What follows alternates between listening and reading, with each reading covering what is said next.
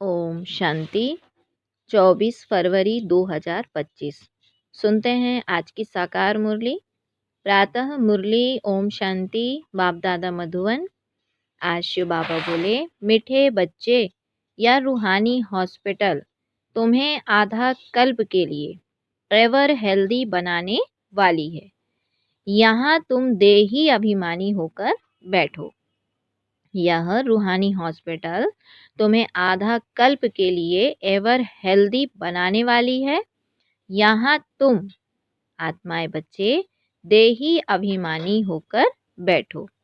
आज का प्रश्न है, धंधा आदि करते भी कौन सा डायरेक्शन बुद्धि में याद रहना चाहिए? बाबा ने पूछा, धंधा आदि करते भी कौन सा डायरेक्शन बुद्धि में याद रहना चाहिए? उत्तर है, बाप का डायरेक्शन है। बाबा ने कहा, तुम किसी साकार व आकार को याद नहीं करो। एक बाप के याद रहे तो विकर्म विनाश हो। इसमें कोई ये नहीं कह सकता कि फुर्सत नहीं, सब कुछ करते भी याद में रह सकते हो। क्या उत्तर में मिला आज बाबा ने? कि बाप का डायरेक्शन है कि तुम किसी साकार व आकार को याद नहीं करो, एक बाबा की याद रहे तो विकर्म विनाश हो। इसमें कोई ये नहीं कह सकता कि फुर्सत नहीं है, सब कुछ करते भी याद में रह सकते हो। अच्छा, सुनते हैं मुरली को विस्तार से। ओम शांति, ओम शांति। मीठे मीठे रूहानी बच्चों प्रति बाप का गुड मॉर्निंग। गुड मॉर्निंग के बाद बच्चों को कहा जाता है, बाप को याद करो। बुलाते भी हैं, हे पतित पावन आकर पावन बनाओ। तो बाप पहले पहले ही कहते हैं, रूहानी बाप को याद करो। रूहानी बाप तो सबका एक ही है। फादर को कभी सर्वव्यापी नहीं माना जाता है। तो जितना हो सके बच्चे पहले पहले बाप को याद करो। कोई भी साकार व आकार को याद नहीं करो सिवाय एक बाप के। यह तो बिल्कुल सहज है ना। मनुष्य कहते हैं हम बिजी रहते हैं, फुर्सत नहीं, परंतु इसमें तो फुर्सत सदैव है। बाप युक्ति बतलाते हैं, यह भी जानते हो, बाप को याद करने से ही हमारे पाप भस्म होंगे। मुख्य बात है यह। धंधे आदि की कोई मना नहीं है। वह सब करते हुए सिर्फ बाप को याद करो तो विकर्म विनाश हो। यह समझते हैं हम पतित हैं। साधु संत ऋषि मुनि आदि सब साधना करते हैं। साधना की जाती है भगवान से मिलने की। सो जब तक उनका परिचय ना हो तब तक तो मिल नहीं सकते। तुम जानते हो, बाप का परिचय दुनिया में कोई को भी नहीं है। देह का परिचय तो सबको है। बड़ी चीज का परिचय झट हो जाता है। आत्मा का परिचय तो जब बाप आए तब समझाए।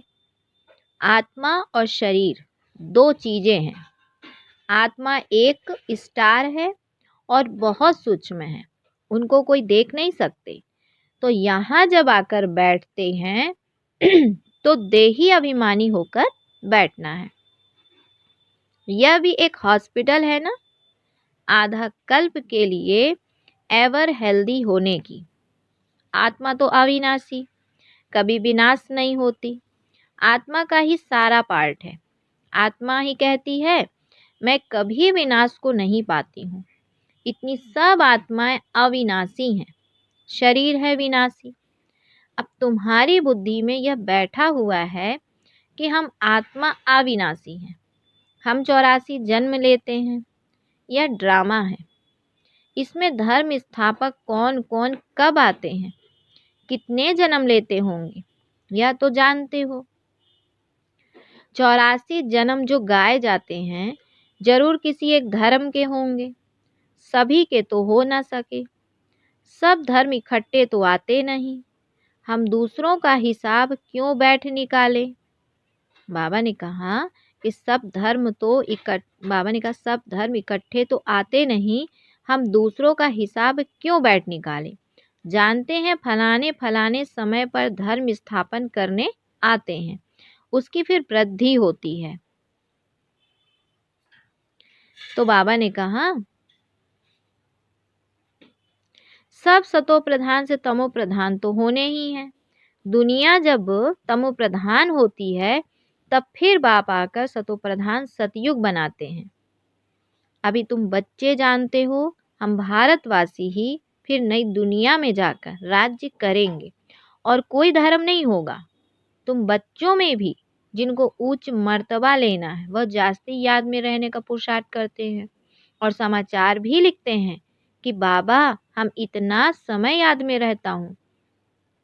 कई तो पूरा समाचार लज्जा मारे देते ही नहीं हैं, समझते हैं बाबा क्या कहेंगे। परंतु मालूम तो पड़ता है ना, स्कूल में टीचर स्टूडेंट्स को कहेंगे ना कि तुम अगर पढ़ेंगे नहीं तो फेल हो जाएंगे। लौकिक माँ बाप भी बच्चे की पढ़ाई से समझ जाते हैं यह तो बहुत बड़ा स्कूल है, यहाँ तो नंबर वार बिठाया नहीं जाता है, बुद्धि से समझा जाता है, नंबर वार तो होते ही है ना। अब बाबा अच्छे अच्छे बच्चों को कहाँ भेज देते हैं, वह फिर चले जाते हैं तो दूसरे लिखते हैं हमको महारथी चाहिए, तो जरूर समझते हैं वह हमसे होशियार नामी ग्रामी है। नंबर वार तो होते हैं ना। प्रदर्शनी में भी अनेक प्रकार के आते हैं तो गाइड्स भी खड़े रहने चाहिए जांच करने के लिए। रिसीव करने वाले तो जानते हैं यह किस प्रकार का आदमी है, तो उनको फिर इशारा करना चाहिए कि इनको तुम समझाओ, तुम भी समझ सकते हो। First grade, second grade, third grade सब हैं, यहाँ तो सबकी सर्विस ही करनी है। यहाँ बाबा कहते सबकी सर्विस करनी ही है। कोई बड़ा आदमी है तो जरूर बड़े आदमी की खातिरी तो सब करते ही हैं, यह कायदा है। तो बाप अथवा टीचर बच्चों की क्लास में महिमा करते हैं, यह भी सबसे बड़ी खातिरी है। नाम निकालने वाले बच्चों की महिमा अथवा खातिरी की जाती है। यह फलाना जवान है, यह फलाना धनवान है, रिलीजियस माइंडेड है, यह भी खातिरी है। बाबा ने कहा कि जैसे दुनिया में बड़े आदमी की खातिरी करते हैं, यहाँ भी बाबा के बच्चे ज्ञान योग में अच्छे से पुरुषार्थ करते हैं तो बाबा उनकी क्लास में महिमा करते हैं। या फलाना धनवान है, रिलीजियस माइंडेड है, यह भी खातिरी है ना। अब तुम जानते हो ऊंचे ते ऊंचा भगवान है, कहते भी हैं बरोबर ऊंचे ते ऊंच है, परंतु फिर बोलो उनकी बायोग्राफी बताओ तो कह देंगे सर्वव्यापी है, बस एकदम नीचे कर देते हैं। अब तुम समझा सकते हो ऊंचे सबसे ऊंचे ते ऊंचे है भगवान, वह है मूल वतन वासी। सूक्ष्म वतन में है देवताएं, यहाँ रहते हैं मनुष्य, तो ऊंचे ते उच्च भगवान वह निराकार ठहरा। बाबा कहते हैं अभी बच्चे तुम जानते हो हम जो हीरे मिशल थे सो फिर कौड़ी मिशल बन पड़े हैं, फिर भगवान को अपने से भी जास्ती नीचे ले गए हैं, पहचानते ही नहीं हैं। तुम भारतवासियों का ही पहचान मिलती है, भारतवासियों को ही पहचान मिलती है, फिर पहचान कम हो जाती है। अभी तुम बाप की पहचान सबको देते जाते हो, ढेरों को बाप की पहचान मिलेगी। तुम्हारा मुख्य चित्र है ही यह त्रिमूर्ति गोला झाड़, इनमें कितनी रोशनी है। यह तो कोई भी कहेंगे यह लक्ष्मी नारायण सतयुग के मालिक थे। अच्छा सतयुग के आगे क्या था यह भी अभी तुम जानते हो। अभी है कलयुग का अंत और है ही प्रजा का प्रजा पर राज्य। अभी राजाई तो है नहीं, कितना फर्क है। सतयुग के आदि में राजाएं थे और अभी कलयुग में भी राजाएं हैं। भल कोई वह पावन नहीं है परंतु कोई पैसा देकर भी टाइटल ले लेते हैं। महाराजा तो कोई है नहीं, टाइटल खरीद कर लेते हैं। जैसे पटियाला का महाराजा, जोधपुर बीकानेर का महाराजा, नाम तो लेते हैं ना। यह नाम अविनाशी चला आता है, पहले पवित्र महाराजाएं थे, अब हैं अपवित्र महाराजाएं। अक्षर चला आता है। इन लक्ष्मी नारायण के लिए कहेंगे, यह सतयुग के मालिक थे। किसने राज्य लिया? अभी तुम जानते हो राजाई की स्थापना कैसे होती है। बाप कहते हैं, मैं तुमको अभी पढ़ाता हूँ 21 जन्मों के लिए। वह तो पढ़कर इसी जन्म में ही बैरिस्टर आदि बनते हैं। तुम अभी पढ़कर भविष्य महाराजा महारानी बनते हो। ड्रामा प्लान अनुसार नई दुनिया की स्थापना हो रही है। अभी है पुरानी दुनिया। पर कितने भी अच्छे अच्छे बड़े महल हैं, परंतु हीरे जवाहरातों के महल तो बनाने की कोई में ताकत नहीं है। सतयुग में यह सब हीरे जवाहरातों के महल बनाते हैं ना, बनाने में कोई देरी थोड़े ही लगती है। यहाँ भी अर्थक्वेक आदि होती है तो बहुत कारीगर लगा देते हैं, 1-2 वर्ष में सारा शहर खड़ा कर देते हैं। नई दिल्ली बनाने में करके 8-10 वर्ष लगे, परंतु यहाँ के लेबर और वहाँ के लेबर्स में तो फर्क रहता है ना। आजकल तो नई नई इन्वेंशन भी निकालते रहते हैं। मकान बनाने की साइंस का भी जोर है। सब कुछ तैयार मिलता है, झट फ्लैट तैयार, बहुत जल्दी जल्दी बनते हैं। तो यह सब काम बाबा कहते यह सब वहाँ काम में तो आते हैं ना। यह सब साथ चलने हैं। संस्कार तो रहते हैं ना, यह साइंस के संस्कार भी चलेंगे। तो अब बाप बच्चों को समझाते रहते हैं, पावन बनना है तो बाप को याद करो। बाप भी गुड मॉर्निंग कर फिर शिक्षा देते हैं। बच्चे बाप के याद में बैठे हो, चलते फिरते बाबा को याद करो, क्योंकि जन्म जन्मांतर का सिर पर बोझा है। सीढ़ी उतरते उतरते 84 जन्म लेते हैं। अभी फिर एक जन्म में चढ़ती कला होती है। जितना बाप को याद करते रहेंगे उतना खुशी भी होगी, ताकत मिलेगी। बहुत हैं जिनको आगे नंबर में रखा जाता है, परंतु याद में बिल्कुल रहते नहीं। भल ज्ञान में तीखे हैं, परंतु याद की यात्रा है नहीं। बाप तो बच्चों की महिमा करते हैं, यह भी नंबर 1 में है, तो जरूर मेहनत भी करते होंगे ना। तुम हमेशा समझो कि शिव बाबा समझाते हैं तो बुद्धि योग वहाँ लगा रहेगा। वह भी सीखता तो होगा ना। फिर भी कहते हैं बाबा को याद करो। किसको भी समझाने के लिए चित्र है। भगवान कहा ही जाता है निराकार को। वह आकर शरीर धारण करते हैं। एक भगवान के बच्चे सब आत्माएं भाई भाई हैं, अभी इस शरीर में विराजमान हैं। सभी अकाल मूर्त हैं। यह अकाल मूर्त आत्मा का तख्त है। अकाल तख्त और कोई खास चीज नहीं है। यह तख्त है अकाल मूर्त का। भ्रकुटी के बीच में आत्मा विराजमान होती है। इसको कहा जाता है अकाल तख्त। अकाल तख्त अकाल मूर्त का। आत्माएं सब अकाल हैं, कितनी अति सूक्ष्म है। बाप तो है निराकार, वह अपना तख्त कहाँ से लाए? तो बाप कहते मेरा भी यह तख्त है, मैं आकर इस तख्त का लोल लेता हूँ। ब्रह्मा के साधारण बूढ़े तन में अकाल तख्त पर आकर बैठता हूँ। अभी तुम जान गए हो, सब आत्माओं का यह तख्त है। मनुष्यों की ही बात की जाती है, जानवरों की तो बात नहीं। पहले जो मनुष्य जानवर से भी बदतर हो गए हैं, वह तो सुधरे। कोई जानवर की बात पूछे, बोलो पहले अपना तो सुधार करो। सतयुग में तो जानवर भी बड़े अच्छे फर्स्ट क्लास होंगे। किचड़ा आदि कुछ भी नहीं होगा। किंग के महल में कबूतर आदि का किचड़ा हो तो दंड डाल दे, है ना, जरा भी किचड़ा नहीं। तो वहाँ बड़ी खबरदारी रहती है, पहरे पर रहते हैं, कभी कोई जानवर आदि अंदर घुस ना सके। बड़ी सफाई रहती है। लक्ष्मी नारायण के मंदिर में भी कितनी सफाई रहती है। शंकर पार्वती के मंदिर में कबूतर भी दिखाते हैं, तो जरूर मंदिर को भी खराब करते होंगे। शास्त्रों में तो बहुत दंत कथाएं लिख दी हैं। बाबा कहते लक्ष्मी नारायण के मंदिर में कितनी सफाई रहती है, लेकिन शंकर पार्वती के मंदिर में कबूतर दिखाते हैं, तो जरूर मंदिर को भी कितना खराब करते होंगे। शास्त्रों में बहुत दंत कथाएं लिख दी हैं। तो अभी बाप बच्चों को समझाते हैं, उसमें भी थोड़े हैं जो धारणा कर सकते हैं, बाकी तो कुछ नहीं समझते।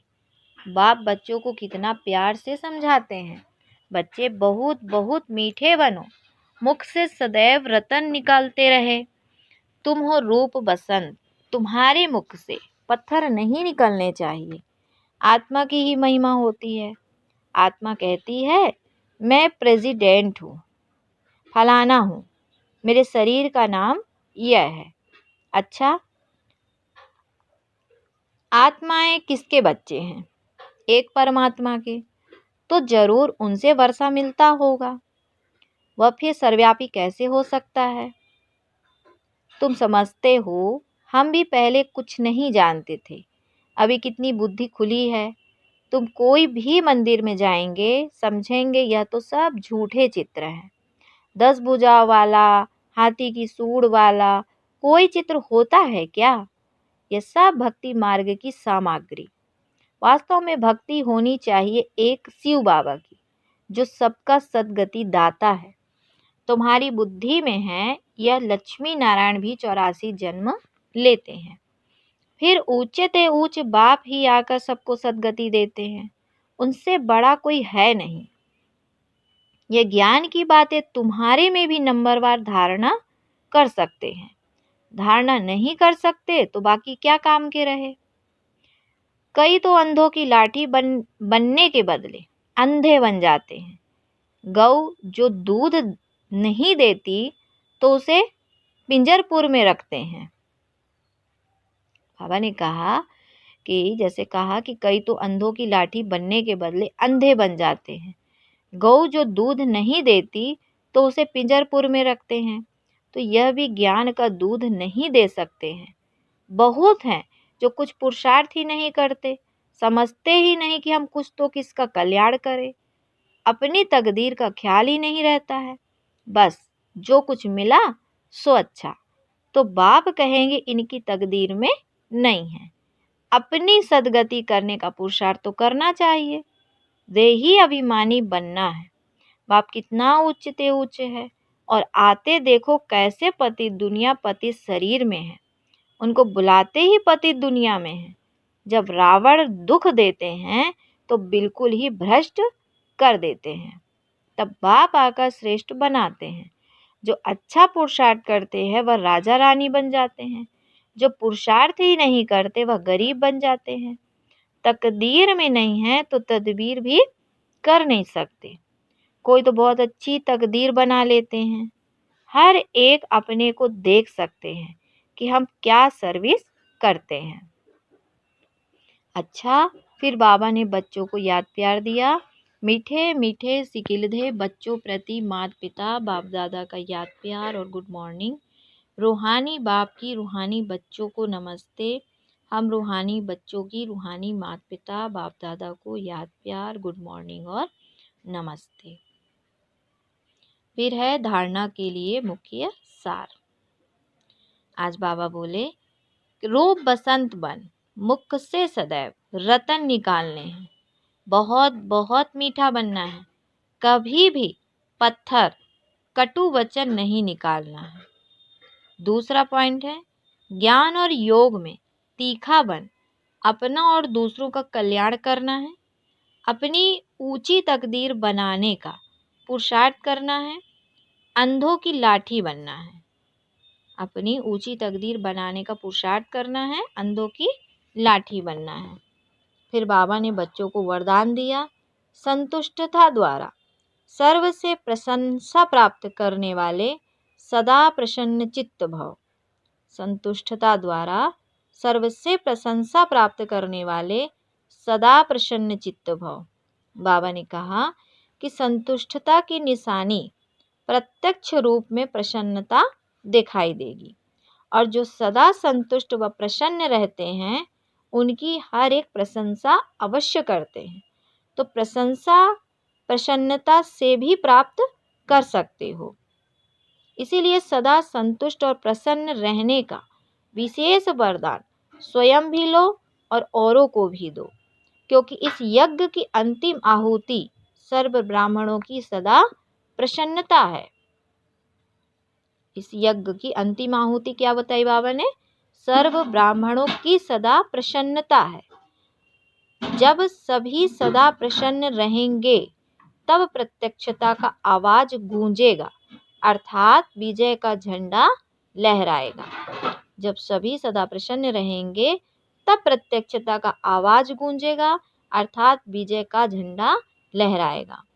फिर बाबा ने स्लोगन में दिया कि डायमंड बनने का मैसेज देना ही डायमंड जुबली मनाना है। डायमंड बनने का मैसेज देना ही डायमंड जुबली मनाना है। फिर आज के अव्यक्त इशारे की पॉइंट है, एकांत प्रिय बनो, एकता और एकाग्रता को अपनाओ। एकांतवासी बनना अर्थात चारों ओर के वाइब्रेशन से परे चले जाना। कई ऐसे होते हैं जिन्हें एकांत पसंद नहीं आता, संगठन में रहना, हंसना, बोलना ज़्यादा पसंद आता, लेकिन यह हुआ बाहर मुक्ता में आना। अभी अपने को एकांतवासी बनाओ, अर्थात सर्व आकर्षण के वाइब्रेशन से अंतर्मुखी बनो। अब समय ऐसा आ रहा है जो यही अभ्यास काम में आएगा। अगर बाहर की आकर्षण के वशीभूत होने का अभ्यास होगा तो समय पर धोखा दे देगा।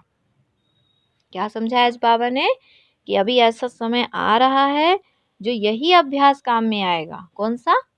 कि एकांत में रहो, एक बाबा की याद में, अर्थात अंतर्मुखी बनो, है ना, एक के वाइब्रेशन में रहो। तो अगर बाहर के आकर्षण के वशीभूत होने का अभ्यास होगा तो फिर वो समय पर धोखा दे देगा। अच्छा, ओम शांति, ओम शांति।